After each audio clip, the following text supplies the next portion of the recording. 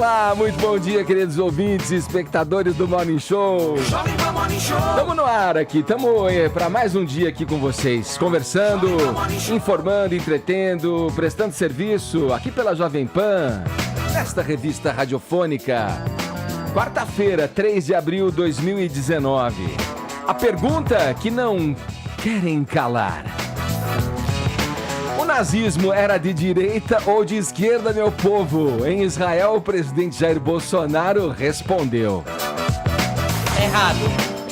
Neto do Lula. A morte do pequeno Arthur se deu em razão de uma infecção generalizada causada pela bactéria Staphylococcus aureus. Não teve nada a ver com a meningite meningocócica. Tudo sobre a Anitta, vida sexual, comportamento longe dos holofotes, religião, brigas com famosos e com o marido. O autor da biografia da cantora, o jornalista Léo Dias, é o nosso convidado nesta manhã. Esses são alguns dos destaques do Morning Show, que está apenas começando, e você aí é nosso convidado especial. Muito bom dia, Paulinha. Bom dia, Edgar Piccoli. Vamos à nossa hashzinha? Vamos, e é simplesmente hashtag tudo sobre Anitta. Você boa. pode mandar a sua pergunta para o Léo Dias, Direto pode comentar os assuntos do programa, e vai que você tem alguma revelação aqui que depois o Léo possa checar para fazer um volume 2, não sei. Hashtag tudo sobre Anitta, participe do Morning Show. 11 931 17009 é o nosso WhatsApp. Hoje você comenta o que você bem entender, tá bom? Pode pegar algum tema do programa, algum assunto que tá aí na tua cabeça, que não sai da tua cuca. Manda pra cá o comentário em vídeo 11 931 17009. No mais, você pode nos acompanhar em imagens pelo aplicativo da Jovem Pan, pelo nosso portal jp.com.br e também em nossa transmissão pelo nosso canal no YouTube. Também estamos nas mídias sociais, no Instagram e no Facebook. Passe lá na nossa página, deixe o seu joinha que a gente fica feliz da vida, beleza? Todos os convidados a passarem a próxima hora e meia colados aqui na Pan, porque o Morning Show tá apenas começando.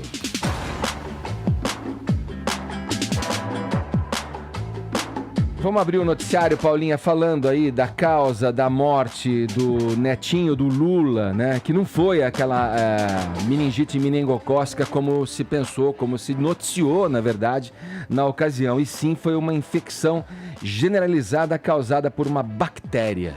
Isso, essa informação é da Folha, que checou aí com infectologistas que tiveram conhecimento do caso e também com uma fonte próxima ao ex-presidente Lula, Edgar. O que a gente tem num comunicado oficial é da Prefeitura de Santo André, que dá conta que o Arthur Araújo Lula da Silva ingressou ali no Hospital Bartira. Vocês bem se lembram, foi algo assim fulminante, né? Rápido, porque o menino ingressou e faleceu rapidamente. Sim. Causou até uma histeria nacional a respeito da vacinação da meningite.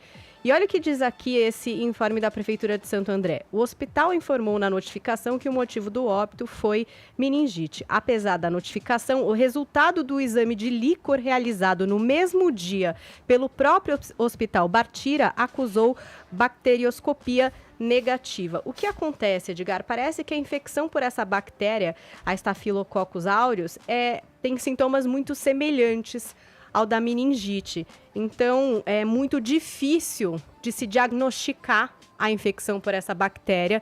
Demora para você conseguir ter um exame para confirmar isso e é realmente muito rápida a evolução.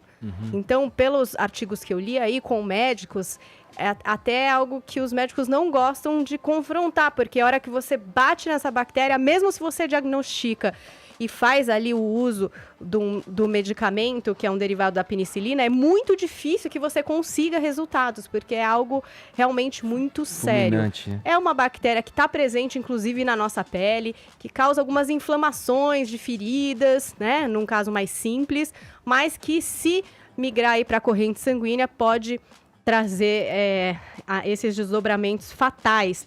Então, realmente, foi isso que aconteceu. E aí existe o questionamento, assim, por que se falou, se vazou para a imprensa de que ele teria morrido de meningite? O Alexandre Padilha ele foi ali para o Twitter dele para questionar exatamente isso. Quer dizer, falou-se que era meningite, houve uma mobilização, né, de pessoas buscando essa vacinação, que não é nem um pouco barata, Edgar, e que muitas não estão nem previstas no calendário de vacinação público. E, na verdade, não era bem isso que tinha acontecido, né? Então, em que momento viria-se a público para dizer, olha, não foi meningite, foi uma outra doença aqui, para a qual, inclusive, nem existe vacina, né? Um outro tipo de infecção, enfim, realmente um assunto sensível, né? A morte de uma criança. Pois é. E a divulgação dessa... A divulgação causa de morte tudo, né, Paulinha? errada, né? Quando havia um exame já feito no mesmo dia, que é esse exame do líquor, que já dizia, bom, não é meningite. Então, quer dizer, essas informações desencontradas, não sei se num afã de dar uma resposta, né, para o motivo dessa morte, o hospital ainda não falou nada, a família também não falou nada. E realmente é um assunto bastante Paulinha, delicado. E a gente que é pais de crianças pequenas, o que houve uma correria muito grande pro Google, para médico, para checar a carteira de vacinação e saber a quantas anda a carteira de vacinação no que diz respeito a vacinas contra a meningite, né? E são dois tipos de meningite, né? A viral e a bacteriana, né? Viral, bacteriana, acho que tem até infecção por fungo, e tem dois tipos de vacina também que são bem caras, Edgar. Uma delas custa R$500 mais ou menos, ou mais, uma dose, que é da meningite B. E normalmente é mais de uma dose, né? São 2 ou 3, depende da faixa etária, você tem um combo aí para fazer a vacinação completa da meningite. Mas fica aí essa pergunta, né? Por que da divulgação de alguma coisa que não era real? E isso realmente é algo de muito sério, principalmente quando a gente está falando de uma criança, E acho que se estende também do porquê da divulgação de tudo, porque muita gente da família do Lula, inclusive, afirmou que a morte foi precocemente divulgada antes mesmo que alguns parentes tivessem conhecimento. A imprensa foi avisada antes de alguns dos parentes. Então, assim, houve muita falta de cuidado no tratamento e no cuidado com essa morte aí. Em Israel, o presidente Jair Bolsonaro afirmou que concorda com a visão do ministro Ernesto Araújo sobre a ligação entre o nazismo e a esquerda. Vamos para os detalhes, Vini? É isso, Edgar. E ontem ele esteve no museu lá em Israel, que conta justamente a história de perseguição aos judeus, né, que traz todo um material sobre os 6 milhões de judeus que foram mortos aí durante o Holocausto. E quando perguntado se ele concordava com essa visão do chanceler Ernesto Araújo sobre o nazismo ser de esquerda, sobre o nazismo ter um espectro político mais relacionado à esquerda, né? Fundamentos ali que fazem acreditar que o nazismo foi de esquerda, o Bolsonaro concordou com o chanceler e justificou isso, Edgar, pela sigla inicial do partido nazista. Vamos ver esse momento. Partido Socialista, como é que é? O presidente, senhor da Alemanha, tá certo? Partido Nacional Socialista da Alemanha, sim. Okay.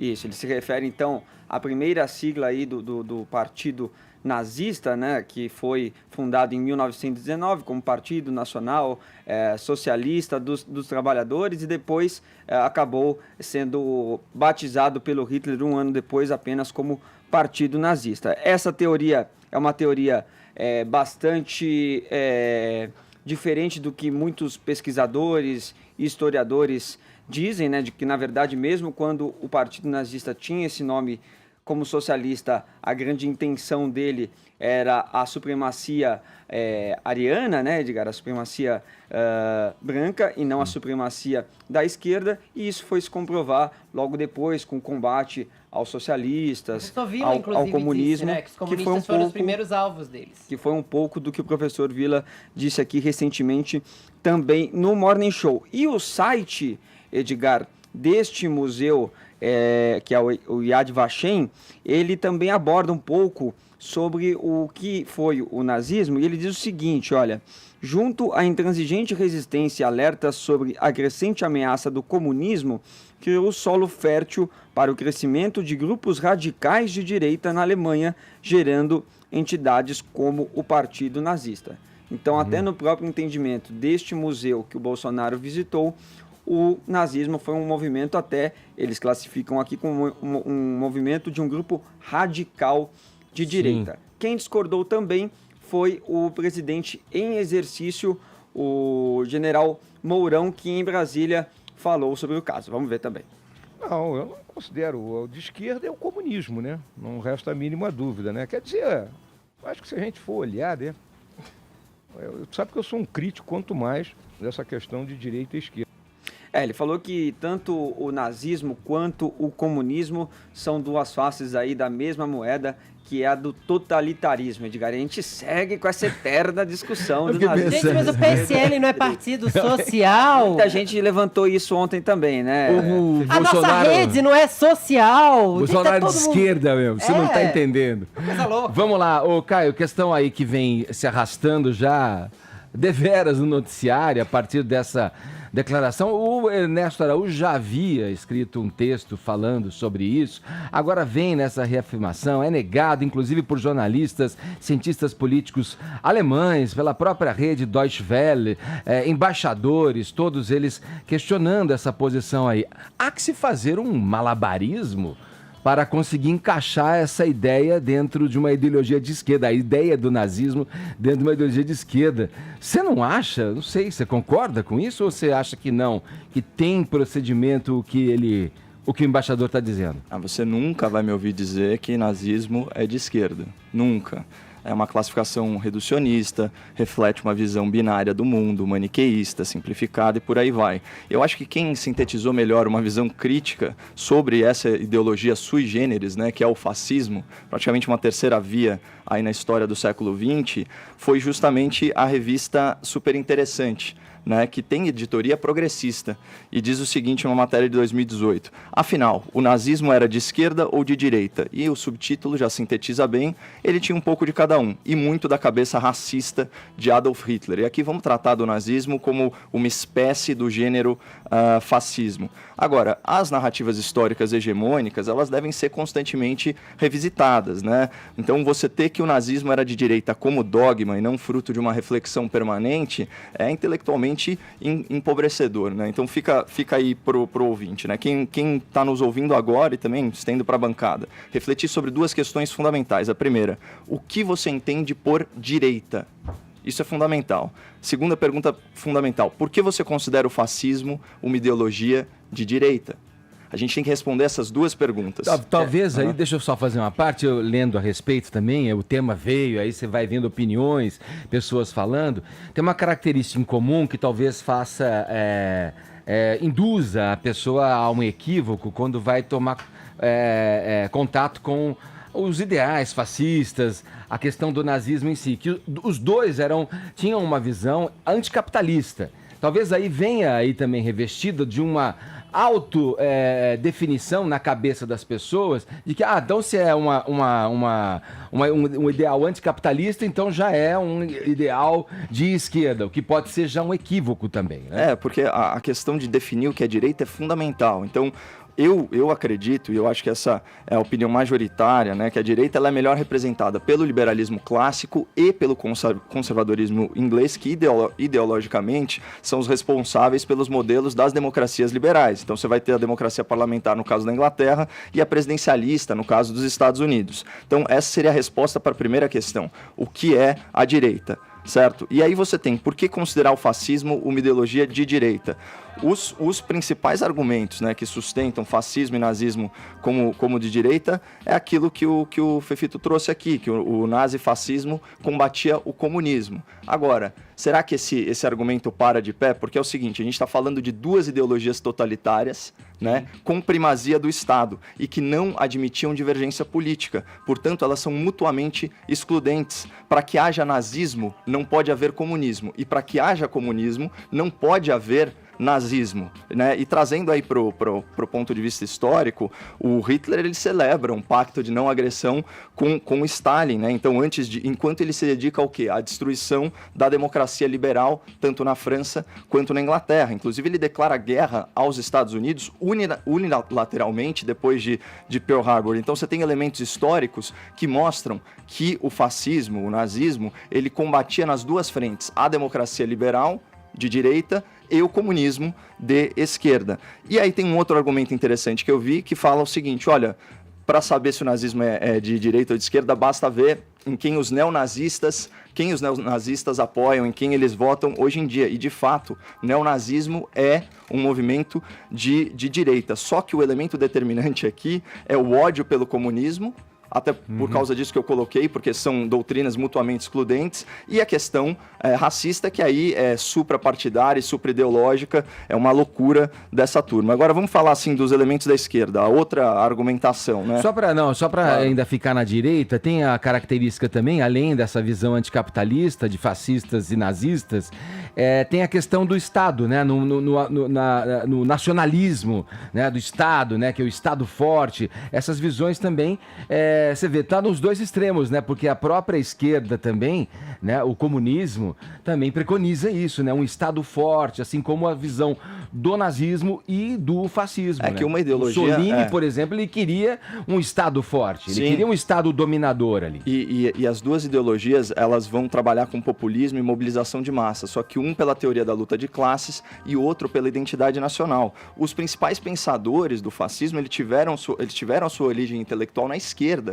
O Mussolini era líder do Partido Socialista e o filósofo Giovanni Gentili, que a gente já trouxe aqui para o ouvinte da PAN, que é o ideólogo do fascismo, nem se fala. Então é uma ideologia totalitária, pós-marxista, de supressão do indivíduo e fortalecimento do Estado. Para eles, para o fascismo, a democracia liberal, então Estados Unidos, Reino Unido, França, é disfuncional e egoísta. Ela decorre da primazia de direitos e liberdades individuais e não funciona. Por outro lado, no comunismo, o que o fascista não aceita no comunismo?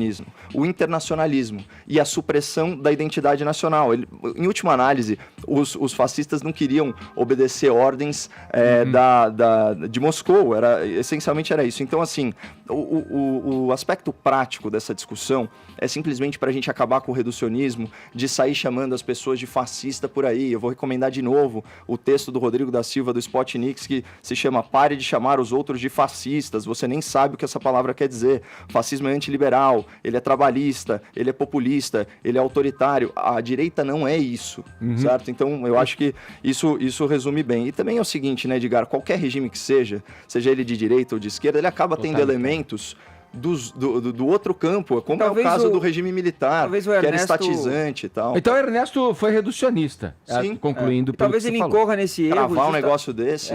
Talvez ele incorra nesse erro justamente por achar que as pessoas têm uma ideia generalizada do que é ser a direita, de que direita está associada ao nazismo e não. Sim. Né? Gente, passou uma vergonha, na verdade, porque no mundo inteiro não se fala... Quando se fala do Bolsonaro nesses dias, especialmente nessas últimas horas, dessa declaração. Só se fala nisso. E as pessoas estão vendo essa declaração como despropositada. Paulinha quer ler um tweet pra gente aqui, ó. Vou ler o tweet do Herbert Nunes. Ele escreveu pra gente o seguinte, ó. O nazismo devia ser classificado como regime de horror, de tristeza, de barbárie, de monstruosidade. E só isso que deveria importar e não essa baboseira de esquerda e direita. As duas têm erros graves, as duas são nocivas se usadas de maneira extrema. É isso, é o tweet aqui do Herbert Nunes, ouvinte do Morning Show. Ed, só pra fechar, o Bolsonaro tá no PSL, como vocês falaram, que é o Partido Social Liberal, mas já foi do PP também, né? Partido Progressista. Que não é progressista, né? É uma sopa de letrinhas, né? A política brasileira. Já aproveitando o ensejo que a gente falou, e o Fefito e o Vini falaram do professor Villa, eu queria fazer uma nota de defesa aqui do professor Villa, porque eu estava lendo os comentários, muita gente falando que na entrevista que ele deu aqui para o Morning Show, que ele se contradisse. Eu percebi uma confusão conceitual gigantesca quando ele fala do movimento de 64, né, então de 31 de março, em relação ao regime, né, ao regime militar, esse sim que durou 21 anos. As pessoas estão trocando a conceituação. O discurso dele foi absolutamente coerente com a obra dele, especialmente o livro Ditadura Brasileira, com os artigos e com as entrevistas que ele deu. E inclusive, eu usei trechos, né, desses artigos para dar uma outra visão, né, uma visão crítica sobre o período militar. Eu faço questão aqui de replicar isso de novo pro ouvinte da PAN, para que fique bem claro que as declarações foram coerentes. Olha o que disse o professor. O regime militar brasileiro não foi uma ditadura de 21 anos. Não é possível chamar de ditadura o período de 1964 a 1968 até o ato institucional número 5, com toda essa movimentação político-cultural que havia no país. Muito menos os anos de 1979 a 1985, com a aprovação da lei de anistia e as eleições diretas para os governos estaduais em 1982. Que ditadura no mundo foi assim? Agora, então, isso é importante, porque quando ele foi questionado a respeito do golpe, certo? Então, a transição de um regime para o outro, certo? Ele estava se referindo a um ponto específico. E ele disse aqui, falou, olha, na minha visão foi golpe. Sabe quem tem essa mesma visão, também no campo da direita? Os documentaristas do Brasil Paralelo.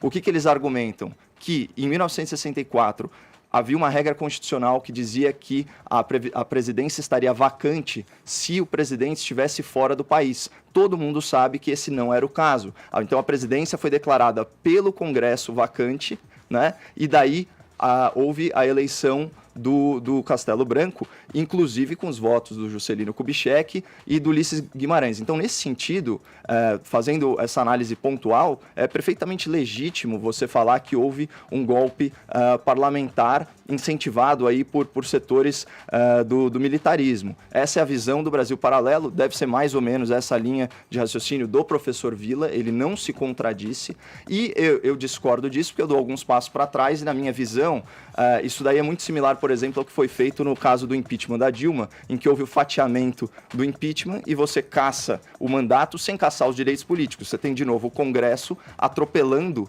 a legislação. É uma pedalada parlamentar. Agora, quando eu dou alguns passos para trás e analiso a questão, eu vejo como uma contra-revolução, porque o próprio professor Villa, quando veio aqui, falou, também sendo coerente com tudo que ele já defendeu, ele tem um livro sobre o Jango, ele falou, olha, o presidente estava incorrendo em inúmeras inconstitucionalidades, inclusive visava a reeleição, certo? E a sociedade civil, os políticos e os militares estavam reagindo a isso, e é por isso que eu chamo isso de contra-revolução. Agora, o importante é analisar com um pouquinho mais de calma o que está sendo dito, para não cair num julgamento precipitado e falar que o professor, que, poxa, é um símbolo da Jovem Pan, entrou em contradição aqui na entrevista, o que não é verdade. Olha, vamos lá, vamos chamar o Viga no Rio, mas só para também trazer um esclarecimento aqui. Ontem, acerca desse tema do documentário Brasil 64, falávamos aqui sobre o filme, você era o único que tinha assistido o filme, né? Sim. E até falei, poxa, a gente não teve a chance de ver o filme, pensei, a gente não teve a chance de ver o filme, e eu baseei o meu comentário, obviamente, no que eu conheço da história brasileira, no que eu já vi de documentários da história brasileira, mas também na entrevista do Pânico, tive cuidado de entrar no site da Brasil Paralelo para ver o conteúdo. É um site de conservadores, é um site que propaga esse ideário de direita, e eu acho que é uma lucidez também a gente olhar para tudo isso na sincronicidade em que as coisas vão se dando. Esse documentário sai depois da polêmica toda gerada na fala do presidente de comemorar, fazer as devidas comemorações de 64, quer dizer, há um alinhamento... Cinemark, né? O Cinemark que proíbe, erroneamente, como eu deixei claro aqui ontem, a exibição do filme. Agora, existe aí, tem que se olhar como as coisas vão se alinhando e fazem parte, sim, de um movimento de propaganda oficial, que o governo defende, que o governo quer. E é bom a gente olhar esse documentário. Eu sugiro aqui, até como pus no Twitter, sugiro que para as pessoas ampliarem também um pouco a visão sobre esse período brasileiro, assistirem ao documentário Jango.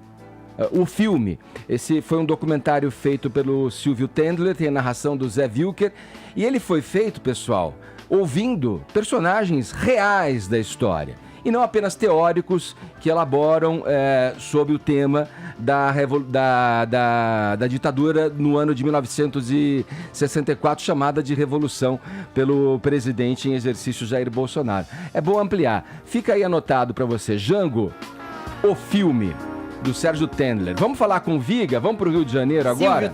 Silvio Tendler, obrigado, Fefito. Vamos para o Rio de Janeiro agora a acionar o nosso indefectível, ele, o inoxidável, Rodrigo Viga, diretamente da Cidade Maravilhosa, contando pra gente aí mais uma coisa feia, né?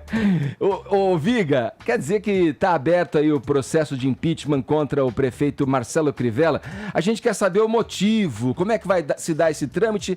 Vai demorar aí, tem lá o prazo de 90 dias para que isso aconteça, mas o motivo que gerou essa abertura no processo de impeachment do Crivella, Viga. Bom dia. Fala, Ed Dito Cujo, beleza, não? Beleza, você. Como é que você tá? Tudo tranquilo? Me chamou de inoxidável, tá dizendo o quê? Que eu tô conservado, é isso? O Arcon usa muito esse adjetivo, eu resolvi lançar a mão dele agora. Não, mas você tem todo o direito. Você quer o motivo real ou você quer o motivo bastidores desse processo de impeachment do Marcelo Crivella, meu caro? Não foi a licença de pesca, não, para os religiosos amigos dele, não, né? Não o professor Vila falou no Jornal da Manhã hoje aqui. Não foi o fura-fila também da saúde do Rio de Janeiro, lembra da dona Márcia? Sim, liga para ela, resolve com ela. Tá com algum problema e tal? Tá com unha encravada, tá com calo no pé? Liga pra dona Márcia. Tá com um fungo entre os dedos, né? Uma micose. Liga pra dona Márcia. Virou até CPI isso por aqui. Meu caro Edgar, ouvintes e internautas da Jovem Pan, as informações oficiais são essas, de que o processo de... Eu adoro essa palavra, admissibilidade, né? Tem que falar até devagarinho para não errar, né? Sim. É igual um tigre, 2 tigres, 3 tigres, né? Então, admissibilidade do processo de impeachment. Foi aberto o processo de impeachment contra o prefeito Marcelo Crivella. Aí alguém vai perguntar, mas é amanhã, depois de amanhã, ele vai ser empichado, ele vai ser afastado. Quem lembra do processo da Dilma Rousseff, lembra que foi um processo arrastado. Aí alguém vai fazer também alguma comparação. Mas e a base política do Crivella? É verdade, ela está fragilizada, assim como estava à época a base da Dilma Rousseff. Agora, se você me perguntar hoje o que eu acho que vai acontecer, meu caro Edgar, ouvintes, internautas da Jovem Pan, acho que tem um cheirinho de pizzaiolo no ar, entendeu? Acho que vai terminar em pizza, porque, meu caro Edgar, ouvintes, internautas da Jovem Pan, você está querendo saber o motivo da abertura do processo de impeachment. É isso aí. Um secretário... um funcionário da Secretaria de Fazenda do município do Rio de Janeiro fez uma denúncia contra o Crivella, dizendo que ele assinou um contrato repleto de ilegalidades e irregularidades para a exploração de publicidade na cidade do Rio de Janeiro. O Crivella, por sua vez, diz que tem um parecer favorável do Tribunal de Contas do município, dando conta de que esse contrato poderia ter sido renovado no fim do ano passado e que ele tem como origem, junto a 2 empresas contratadas, lá atrás, em 1999. Foi a 5ª tentativa de abertura de um processo de impeachment contra o Crivella e agora emplacou. Então vamos aos fatos e aos acontecimentos. Há muito tempo, viu, meu caro Edgar, ouvintes internautas da Jovem Pan, estão tentando derrubar o prefeito do Rio de Janeiro. E ele vem... não sou defensor, não sou advogado do Crivella, não. Mas ele vem mexendo com interesses, né, como dizem os nordestinos, né, interesses que de longa data exploram e ajudam a quebrar a cidade do Rio de Janeiro. Ele tem mexido... Oi? Vou fazer uma pergunta para você, porque assim, ontem eu li um tweet do Tarcísio Mota, do PSOL, que inclusive concorreu, né, na última eleição, e ele dizia o seguinte, que incompetência por si só não é motivo para impeachment, mas quando essa incompetência atenta contra o interesse público, atrapalha a vida da população, piora o caos na saúde, na educação, nos transportes, aí realmente não dá mais. Mas esse justamente foi um dos grandes motivos da esquerda reclamar do impeachment da Dilma, dizendo que pedalada era uma coisa ali pequena, menor, né, e que estavam tirando ela pelo caos, pela crise que o Brasil vivia. Afinal, esses motivos que você está dando são suficientes e é um embasamento bom para o impeachment do Crivella, ou ele está caindo pela situação que o Estado está? Eu acho que não são motivos suficientes para derrubar o prefeito da cidade do Rio de Janeiro. A educação tá ruim, Vini? Tá ruim. A saúde tá ruim? Tá ruim. Mas você não pode imaginar que ela ficou ruim. A limpeza urbana tá ruim? Tá ruim. Você não pode imaginar que isso se deteriorou, se degringolou de 2 anos para cá, né? Então é toda uma conjuntura. E o Crivella tem batido de frente com interesses de empresários que atuam no ramo da construção, na área da saúde, com construtoras que exploram vias expressas, que exploram o VLT, que tem obras que não foram renovadas com a Prefeitura do Rio de Janeiro. Por isso que eu acho que por trás disso tudo tem um lobby, tem toda uma conjuntura. E essa comissão que foi constituída para definir, criar um relatório sobre o impeachment do Marcelo Crivella, ela já é composta por componentes que são governistas. Um deles é o secretário da Casa Civil, que também é vereador, o Paulo Messina. Os outros 2 já estiveram próximos a Crivella. Um já trabalhou no governo do Crivella e o outro ontem votou contra a abertura do processo de impeachment. A minha impressão, e isso é que eu consegui apurar junto a algumas fontes, é que por trás de toda essa celeuma, desse processo de impeachment, há interesses, primeiro sendo conflitados, e outros interesses de alguns parlamentares, políticos da velha guarda, da velha política, querendo cargos, posições e outras vantagens na Prefeitura do Rio de Janeiro, companheiro. Falado, Viga. Obrigado pelas informações aí. Vai dar uma volta na floresta aí. É a da Tijuca, essa aí atrás, ó? Não, eu tô aqui no Rio Centro, rapaz. Vida boa, hein, Viga? Não, eu tô aqui no Rio Centro, numa feira que é tiro, porrada e bomba. Aquela feira de segurança e defesa que ontem roubaram uma pistola bereta. É brincadeira. Caramba, feira de segurança, as pistolas Tudo todas... bom na gente. Tudo bom na gente. Se protege aí, hein, Vila? Viga, valeu, querido. Aí, Rodrigo Viga com a gente, falando diretamente do Rio de Janeiro. Esse é figura, hein? Vamos lá, Fefito, vou fechar esse bloco aqui com você para falar do cantor... O Naim Jorge Elias é o Naim Jorge Elias Júnior. É o Naim que eu conheço. É o Naim, o recordista do Qual é a Música, Naim ex-Fazenda. Ele descumpriu uma medida protetiva e foi preso, é isso, Fefito? Pois é, gente, o Naim foi preso. Ele, na verdade, está preso desde o último dia 27. Pô, Naim. Pois é. E tá preso porque ele descumpriu uma medida protetiva. Ele foi visitar os cachorros que ele tinha com a primeira mulher dele. A primeira mulher dele tem uma medida protetiva que impede que ele se aproxime dela. Mas aí ele foi visitar os cachorros achando que ela não estava em casa e ela estava. Ela acionou a polícia e ele foi preso. Na última sexta-feira, um pedido de habeas corpus foi negado em favor do Naim. Ele pode ficar até 60 dias na prisão. O advogado de defesa dele é o Ademar Gomes. Segundo ele, o crime pelo qual o cantor foi preso não cabe fiança em casos como esse. A reclusão fica mesmo entre 1 e 2 meses. Ele foi visitar o show. Ele tem cachorro show. Aquele que já faz da noite ser policial virar fofa. E ele compartilha a guarda dos animais com essa ex. Então não é que ele chegou lá de surpresa... ou ela estava desprevenida. Ela sabia que de alguma maneira ele aparecia lá, mas os dois tiveram uma discussão durante essa visita, já que ela estava lá em casa, na casa deles, e na ex-casa deles, agora na casa dela.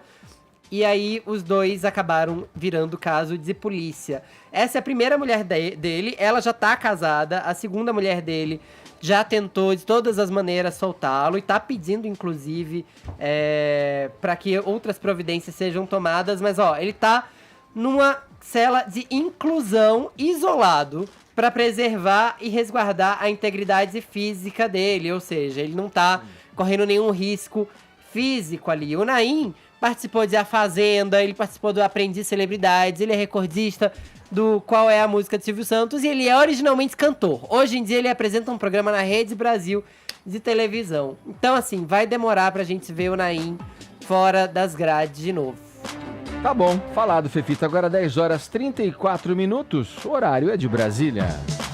Jovem Pan Morning Show. Prepara, que a mais à vontade. Olha aí, preparem, que agora a conversa... Agora você quer ver, Vocês acharam que já tinha visto de tudo aqui nesse programa. Agora a gente vai ver se o Edgar sabe a coreografia do Show das Poderosas. Prepara, porque o papo agora é com o jornalista Léo Dias, autor desse lançamento que a gente tá mostrando aí na tela. Coloca aí pra gente, Bruno. Aqui tá na minha mão também, olha. Vou mostrar aqui, ó. Furacão Anitta, a biografia da cantora. Ô, Léo, seja bem-vindo. Muito bom dia. Já esperávamos... Nossa, que calma. Sobriedade. Sóbrio.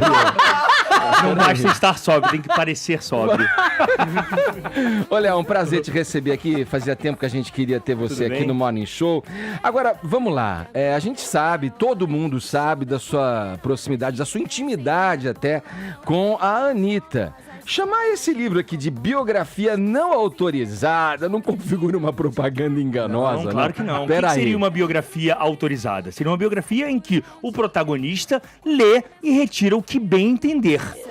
Não Essa foi é a diferença. o caso. Não foi. Agora, eu entrevistei ela 3 vezes, 3 dias longos de entrevistas. Eu entrevistei todos os parentes que ela autorizou e que eles concordaram em falar, tudo com autorização dela. Agora, o não autorizada não significa que seja proibido. Não foi proibido. Só foi que não teve a checagem final da protagonista, que é a Anitta. Não foi ela que fez o recorte. Não, final, não. Porque, Fefito, você lembra quando a gente mostrou aqui, falou dela, eu falei assim, esse título do Léo Dias é maroto, hein? Essa coisa de não autorizada. Mas ela falou no story, Léo, que ela leu alguns trechos. Ela leu alguns trechos depois que foi lançada.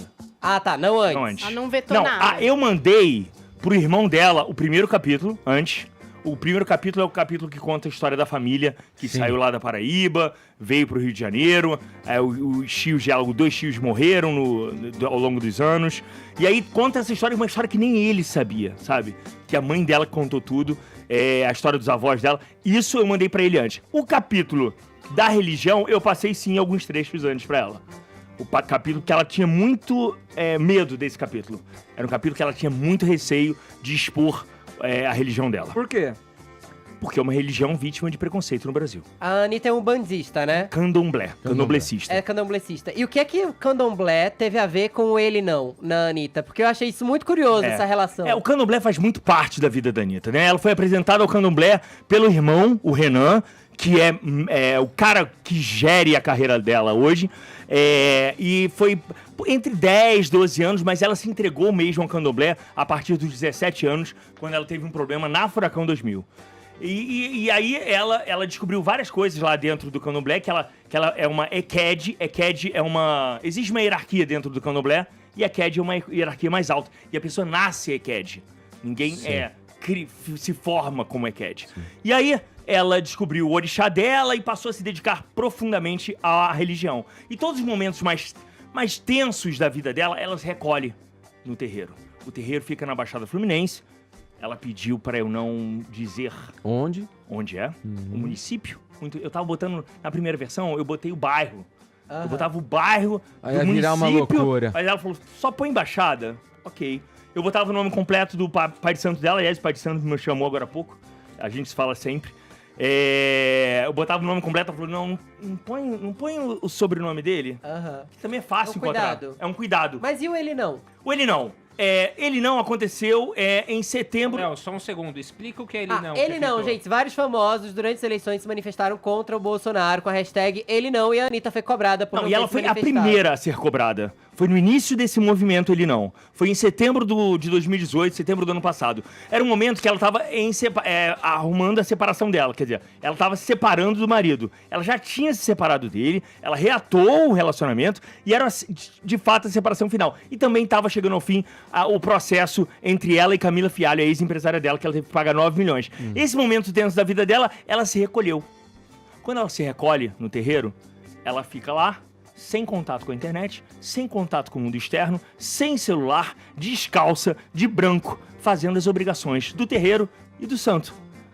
Lava banheiro, faz a comida, faz todas as obrigações lá do terreiro. E quando ela saiu lá do terreiro... Tava essa grande confusão já.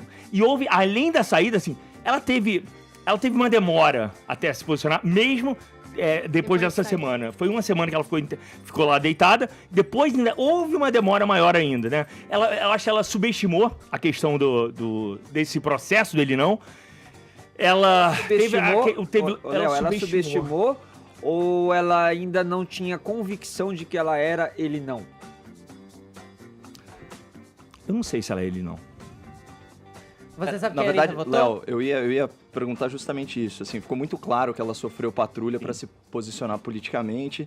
E você é um cara que conhece ela a fundo, conhece os valores dela. Aí eu fico imaginando, não fosse a pressão dos pares, não fosse todo esse contexto do Pink Money, né, que é o retorno financeiro associado aí a bandeiras progressistas, especialmente LGBT, em quem você acredita pessoalmente que ela votaria? Eu acho que ela acredita piamente que essa bandeira LGBT não faz parte, eu acho, eu posso estar falando uma besteirada aqui no ar, e você, Fifi, talvez possa me tacar pedras daqui a pouco. Jamais taquei pedras em você. Eu acho que essa bandeira LGBT talvez não seja uma prioridade desse governo, mas foi prioridade na campanha do pessoal do PT. Eu acho que eles ficavam batendo nesse martelo como se fosse a principal bandeira do governo, que não é a principal bandeira do governo, e eu acho que ela acreditou nisso. A questão assim, a família dela, eu acho que é Bolsonaro. A família dela... Quem a Anitta votou? Não sei. Você não fez essa pergunta pra ela? Como não, eu perguntei algumas coisas pra ela que ela não me respondeu. Mas sabe, ela não me respondeu com quem ela perdeu a virgindade. Bom, não, mas e politicamente? Politicamente, eu nunca... Quais foram as perguntas objetivas que você fez pra ela sobre esse episódio em específico? Sobre esse episódio. Ela não quer se posicionar publicamente, politicamente. Não se posiciona em nenhum momento. E eu percebo isso, que todas as vezes que ela se posicionou, ela se ferrou. Todas. A questão da Maria, desculpa, a questão da Marielle, ela se ferrou também. Você lembra disso, né? Sim, porque ela disse que tava esperando 3 meses pra se posicionar. Como assim, né? Mas era melhor ela ter ficado calada. Quem disse que a Anitta tem que se posicionar por causa da Marielle? Mas virou meme, né? Agora todo mundo fala que o silêncio da Anitta sobre qualquer coisa é isso. Não, mas olha só, posso falar uma coisa? Eu acho que a questão é, a Anitta, aí vão dizer que eu tô aqui defendendo ela, mas eu acho realmente que ela é um alvo fácil, sabe? Ela é uma vidraça maravilhosa. Ninguém cobra um posicionamento da Ivete Sangalo, ninguém cobra o posicionamento da Ludmilla, ninguém cobra o posicionamento da Cláudia Leite. Todo mundo só quer saber da Anitta. Por quê? Porque ela é bocuda, então esperam que ela fale alguma coisa, você não acha? Você acha que é bocuda? Eu acho que ela é bocuda e a gente espera uma sinceridade. Eu tenho uma tese. A Anitta não é dona de um carisma sensacional. Ela não tem metade do carisma da Ivete. Nem um quarto do carisma da Ivete. A Ivete é uma mulher de carisma. Mas ela chega e encanta o ambiente. A Anitta não. Mas a Anitta é gente como a gente, Léo. Assim, ó, da Cláudia Leite e da Ludmilla. Ela é genial. A gente já tem comportamentos esperados da Cláudia Leite e da Ludmilla por causa de históricos. Da Ivete, eu até senti uma cobrança recente. Mas ela não se posiciona sobre nada. Nada do tamanho da Anitta. Nada do tamanho da Anitta. Agora, a Anitta sempre foi muito honesta com tudo que ela sente. Ela nunca teve meias palavras. Não, mas sabe o que eu acho? Eu acho que vários pontos ali fazem com que a Anitta seja alvo, sabe? Ela vem de um movimento musical que é alvo de críticas, que é segregado, que vem do gueto. O funk é alvo de críticas socialmente. Ela é uma mulher que mostra a bunda, que trabalha com o corpo. E é isso, as próprias mulheres veem com estranheza isso. Porque ela é dona do corpo dela, ela faz com o corpo dela o que ela bem entender. Sim. Mas as pessoas falam assim, uma pessoa famosa que eu tava falando outro dia, falei assim, olha, eu sei que eu quero que ela faça eu quero fazer uma biografia sobre ela. Aí eu mandei o livro pra ela, ela falou assim, eu falei, eu sei que você não gosta da Anitta. Ela falou assim, não tem nada contra a Anitta, só não gosto dela expor o corpo. As mulheres se posicionam contra uma mulher que expõe o corpo. É a Luana Piovani a sua próxima biografia? Eu mandei pra Luana mesmo. Ô, Léo, a gente tem uma sensação de que conhece muito da Anitta, que as pessoas cobrem muito a vida dela, mas você já falou aqui, a religião, uma coisa que ela não gosta de falar, e que realmente ela não fala e não expõe. E você a percebeu? Política. Você percebeu agora? Ela começou a falar sobre a religião. Sim. Teve o parabéns dela, teve o aniversário dela no final de semana. E aí começaram, parabéns, na hora de soprar a vela, ela falou assim, não posso assoprar que eu sou do candomblé.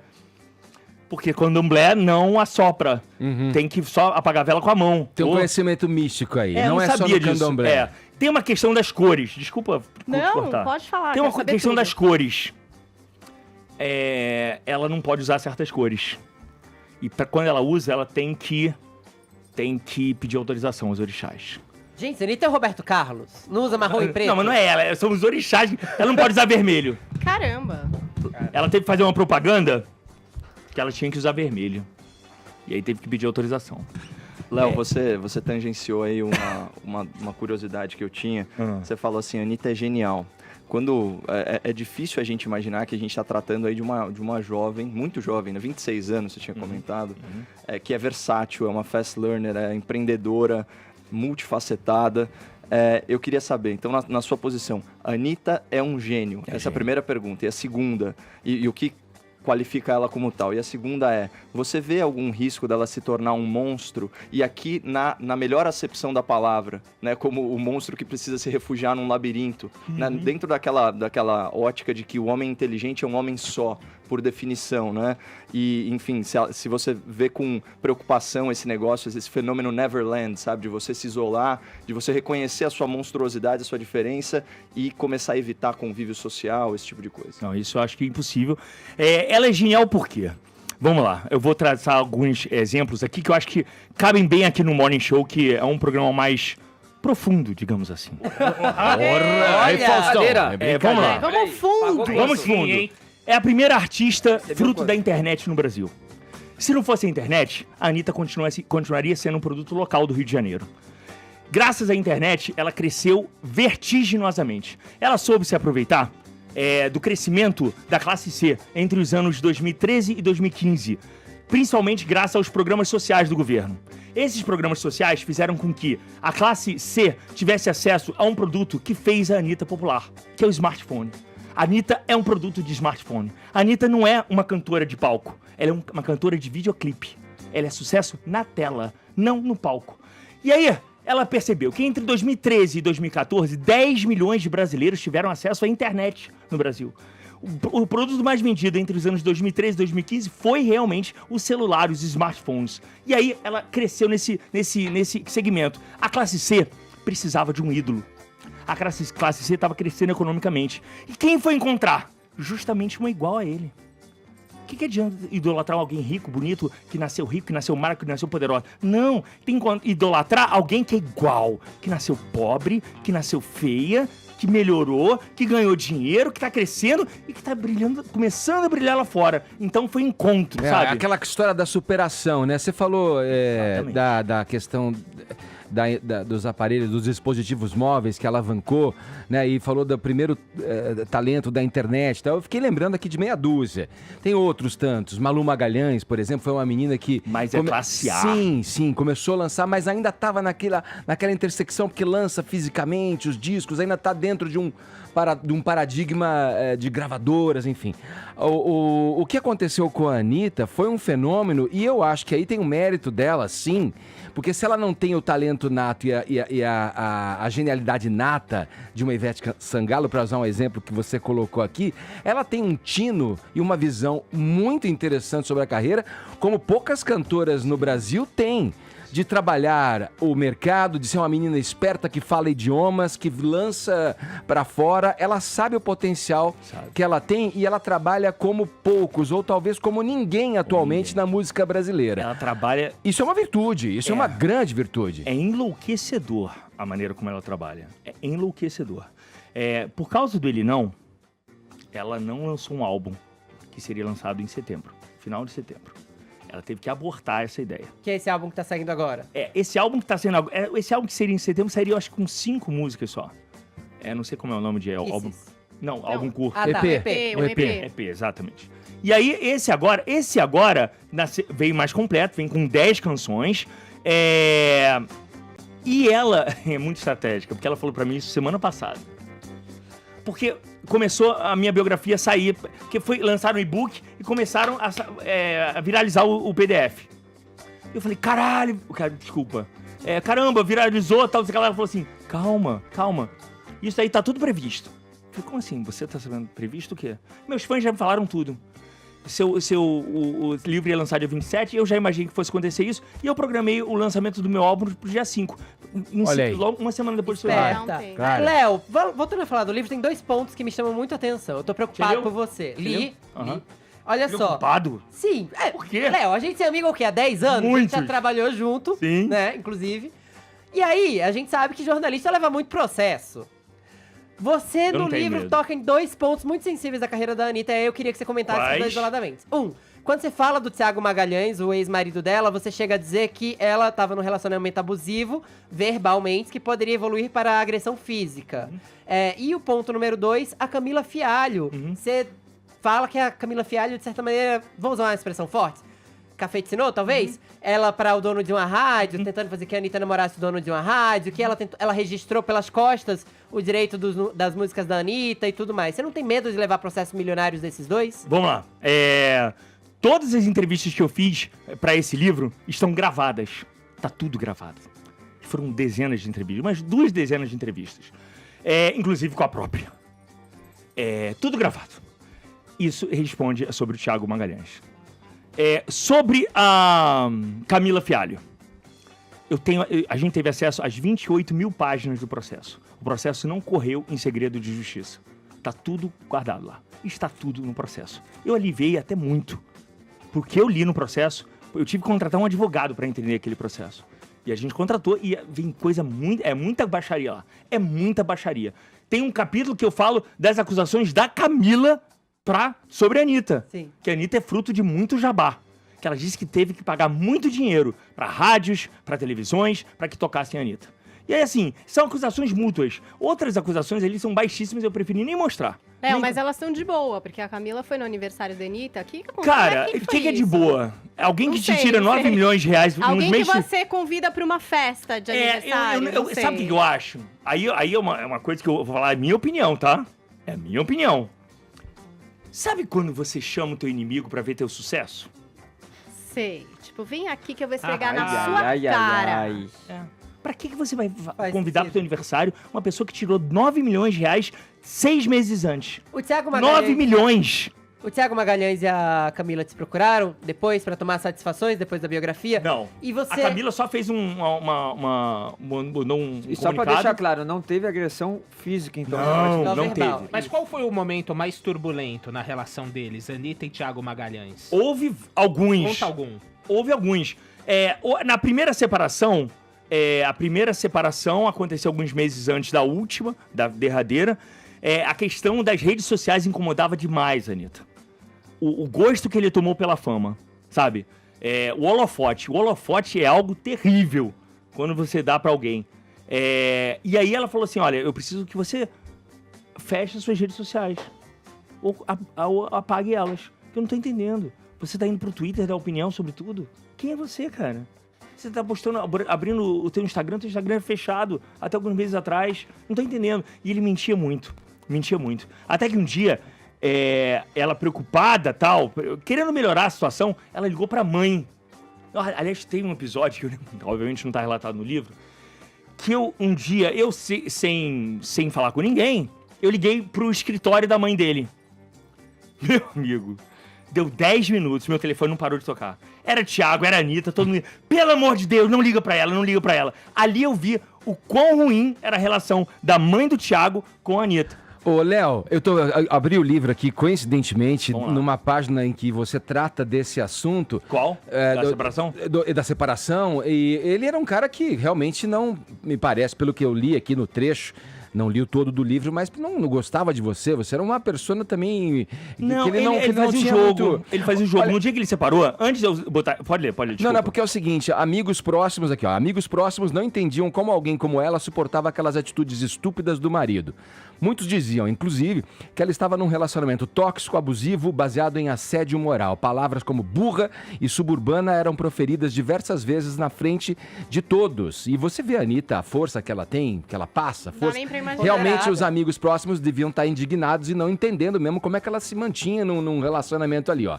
No dia em que anunciaram a separação, o Thiago fez um comentário absolutamente irônico. Aspas dele aí. Finalmente, Léo Dias não vai mais fazer parte da minha vida.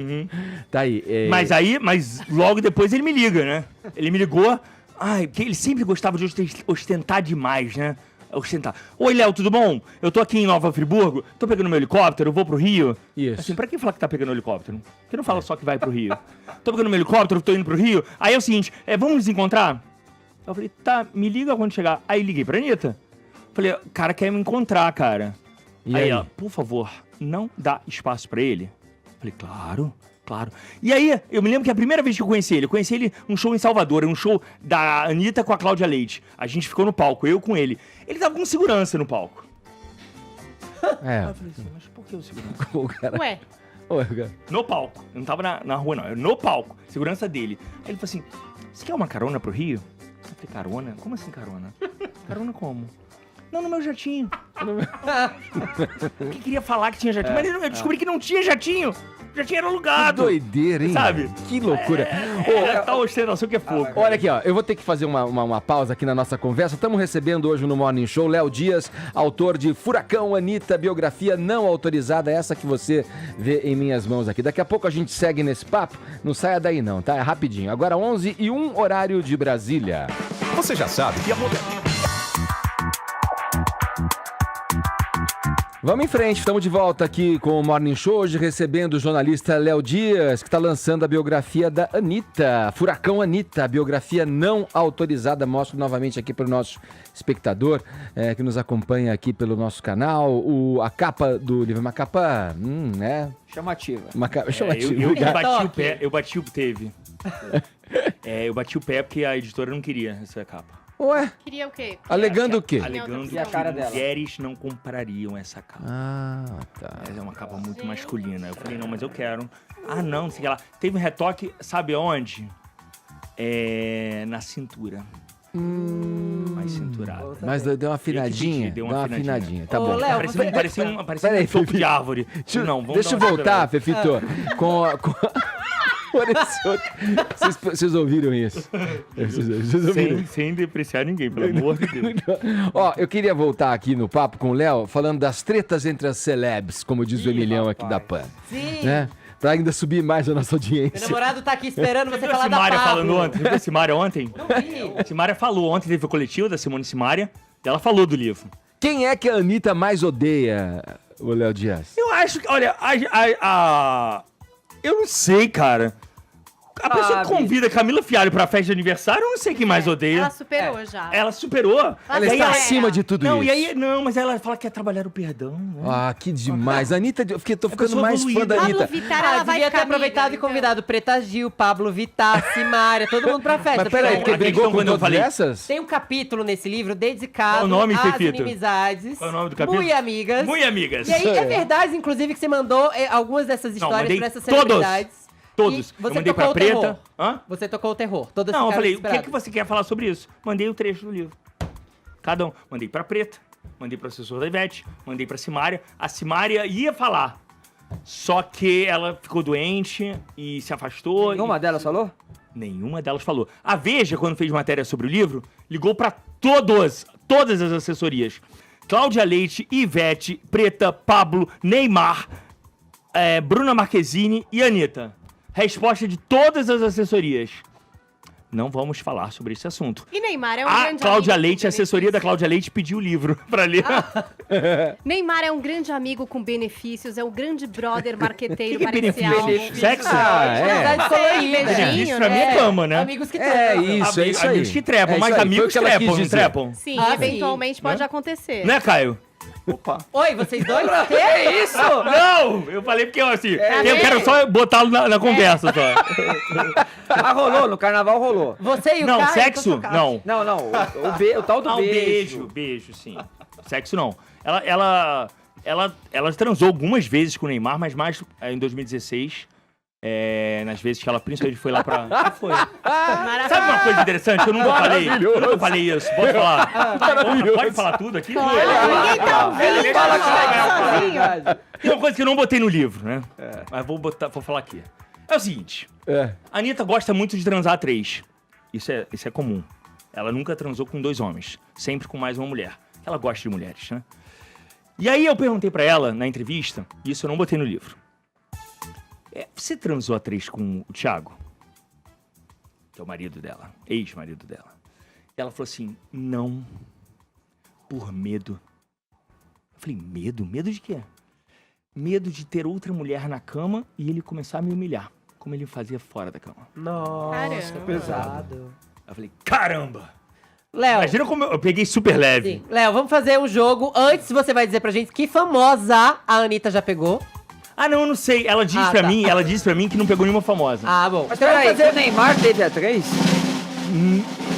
Ai, Olha só, ai, ai, deixa eu falar uma coisa, sério, e assim, e aí ela, como ela negou, e as pessoas envolvidas nessa história negaram, que chegou um boato no meu ouvido.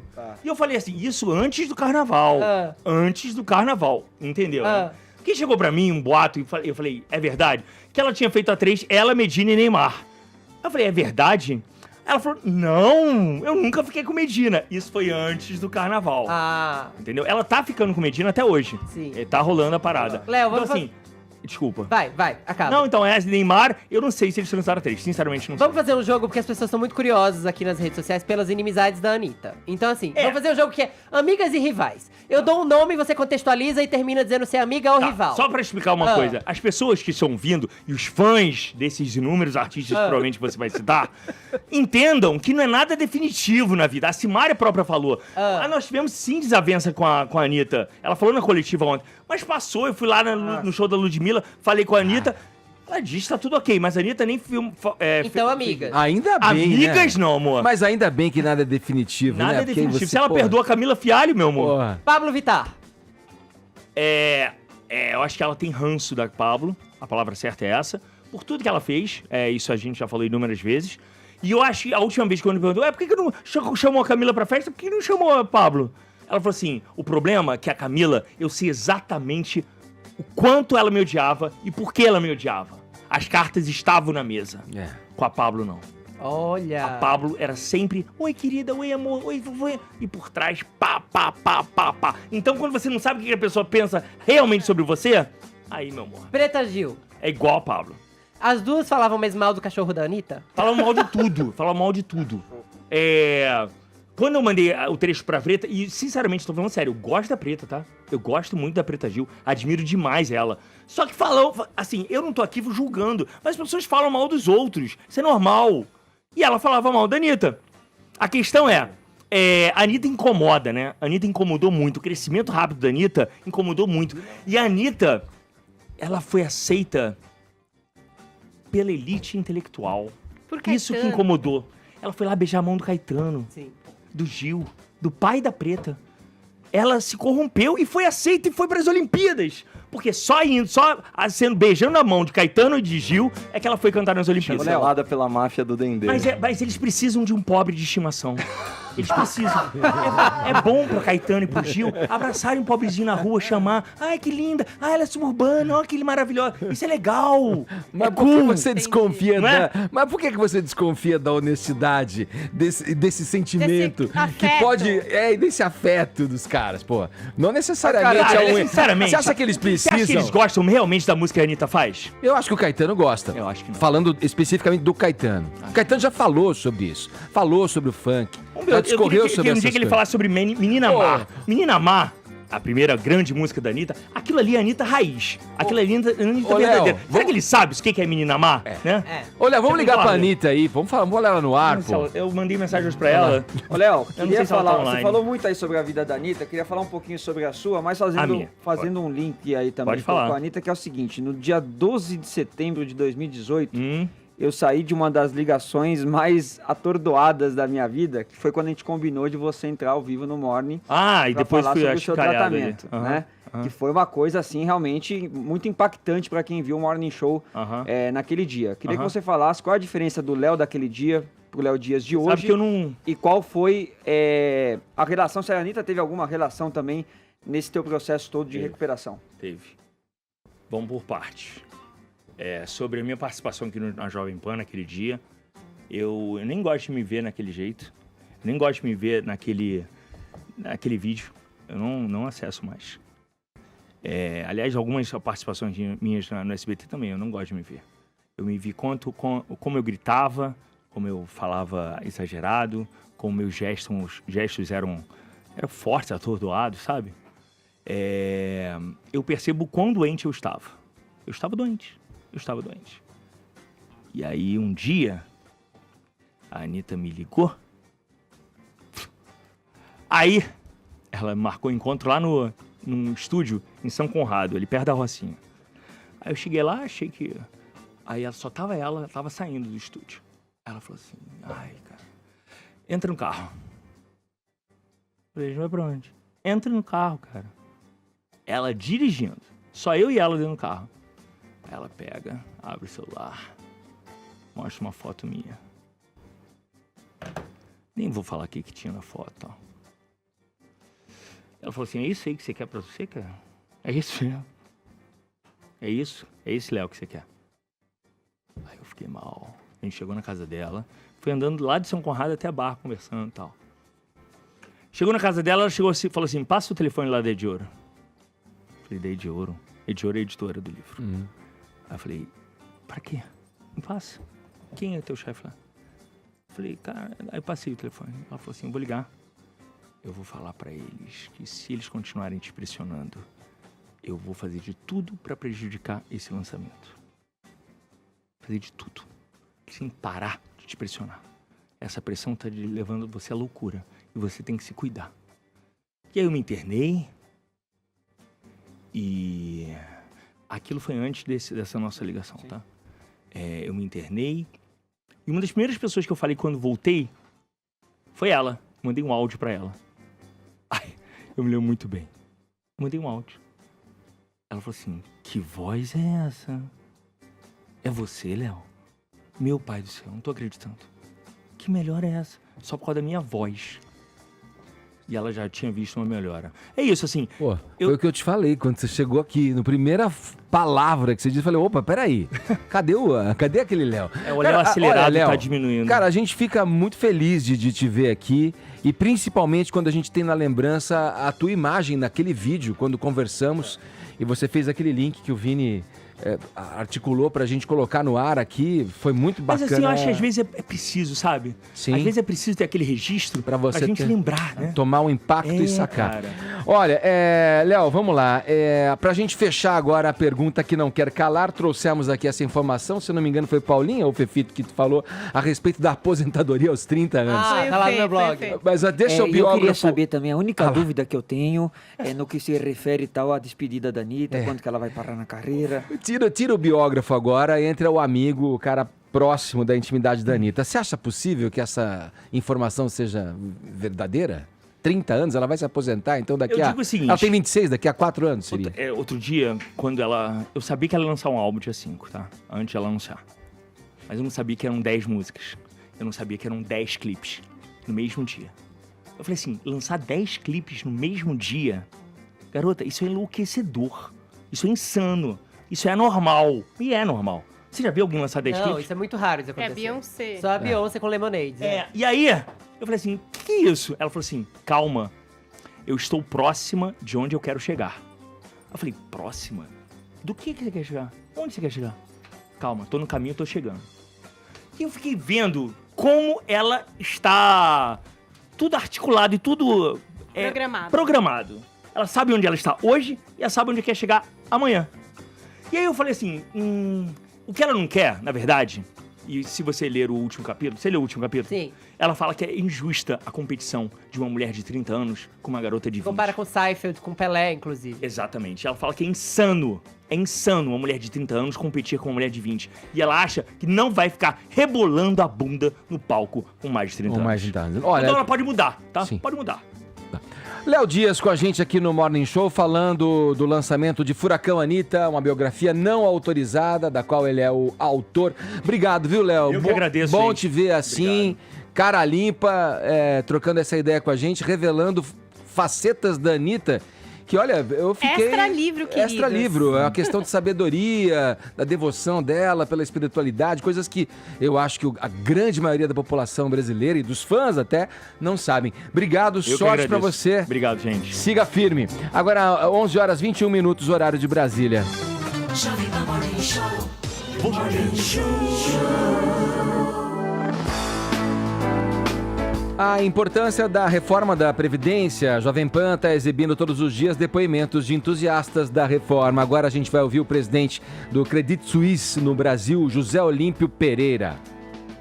Para o Brasil voltar a crescer, gerar empregos e melhores condições de vida para todos, é fundamental retomarmos a confiança de empresários e investidores.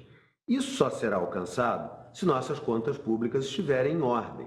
Não podemos continuar gastando mais do que arrecadamos, aumentando nossa dívida continuamente. O equilíbrio entre receitas e despesas vale tanto para o Estado quanto para uma família. A principal despesa do Estado brasileiro é o gasto com a Previdência, que cresce muito à medida em que nossa população envelhece. Precisamos aprovar a nova Previdência para conter esse crescimento de gasto e controlar a nossa dívida. O Brasil é muito atraente para investidores. Temos uma grande população, instituições sólidas e muito a fazer em todos os setores da economia. Com a aprovação da nova Previdência, teremos uma intensa onda de investimentos de brasileiros e estrangeiros que beneficiará toda a nossa população. Nova Previdência. Justa para todos. Urgente para o Brasil.